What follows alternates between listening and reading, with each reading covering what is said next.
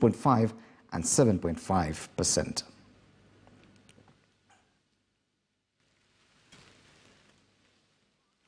Moving on, the Energy and Petroleum Regulatory Authority had a tough time explaining to lawmakers why it did not retain a fuel subsidy in its latest price review, despite reports indicating that at least 22 billion shillings is still available in the Petroleum Development Levy. This went down as the debate continues on who is to blame for high prices of petroleum, diesel and kerosene. And as KTN's Brenda Kirubo reports, EPRA now says a revision in taxes is the ultimate solution to the problem at hand. In the latest review, Energy and Petroleum Regulatory Authority removed subsidies of 7 shillings and 10 cents on petrol, 9 shillings and 90 cents on diesel, and 11 shillings and 36 cents on kerosene. That pushed prices of the commodities to historical highs.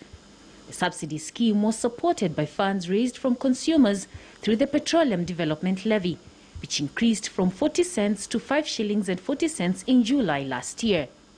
EPRA Director General Daniel Kipto says the energy regulator spent 8.6 billion shillings between May 2021 to August 2021 to stabilize the fuel prices. I think on average, the amount of money that has been collected, considering, and this is information that I've managed to garner from Parliament Budget Office, considering the amount of litres that Kenyans have been able to consume and import into the country, we're looking at about 30 billion shillings.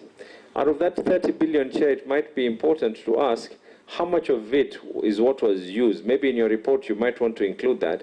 How much money of it was used to actually protect Kenyans? From the month of May to the month of August, the number in terms of how much has been applied for stabilization is a total cumulative of 8,674,683,458.62 shillings.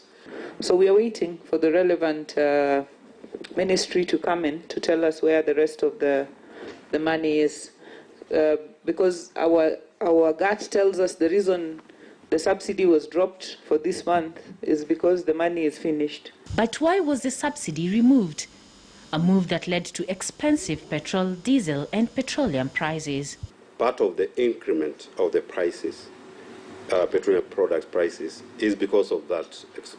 That levy is already been exhausted, and you cannot be able to really subsidize the oil prices. What is the future of this petroleum development levy? Do we actually need it? Don't you think that your existence as EPRA is contributing to the increase in fuel prices in this country? When there are no erratic prices to be stabilized, where does that money go? And now that it appears you have withdrawn the subsidies, why don't you also withdraw the tax? Subsidy was removed for fuel prices in the month of September 2021. The Chair and Honourable Members, on that particular matter, I wish to submit that this is a policy matter. This is a matter for policy, and we at the regulator, we are there and we apply the law as is. Super petrol, diesel and petroleum are subjected to at least 8 other taxes and levies, including excise duty, road maintenance levy, railway development levy and value-added tax.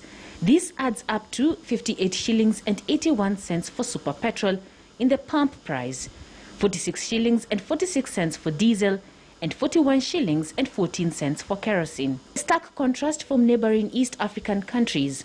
Consumers in Uganda, for instance, pay 45 shillings and 16 cents in petrol taxes, 35 shillings and 19 cents for diesel, and 9 shillings and 34 cents for kerosene taxes. In Tanzania, fuel consumers pay 43 shillings and 21 cents for petrol, 37 shillings and 26 cents for diesel, and 34 shillings and 74 cents for kerosene taxes. We import product not only for consumption in Kenya, but also for landlocked countries in the region. So the answer to that question is that they are not cheaper in terms of landed cost. The difference, as we've highlighted here, is the taxation regime in Kenya and in Uganda and our neighboring countries. That really is the difference. The Departmental Committee on Finance and Planning is set to meet the Ministry of Energy and the Ministry of Petroleum on Wednesday over the high fuel prices. Brenda Kerubo, KTN News. Kenya's affordable housing plan appears to be gathering steam, even as the government announced that so far the